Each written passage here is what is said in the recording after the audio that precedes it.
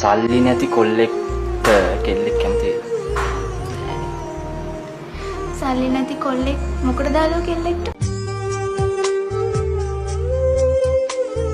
Handsome මම ඉන්නේ. කාවද ඕන? කාවද ඕන නෙවෙයි මිනිස්සු. කවුද ඕන? කවුද මේකේ අයිතිකාරයා? මම තමයි මෙතන අයිතිකාරයා. මම තමයි මෙතන ඕන. මොනවද මැඩම්ට කරගන්න ඕන? ඔයිල් මාරු කරගන්න ඕනද? එහෙම නැත්නම් වතුර මාරු කරගන්න ඕනද? මොකද්ද ප්‍රශ්නේ?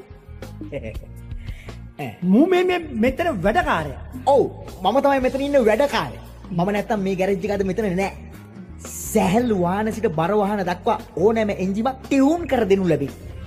මේ ටියුන් කරන වැඩේ මම කරගන්න. තේරුණා නේද?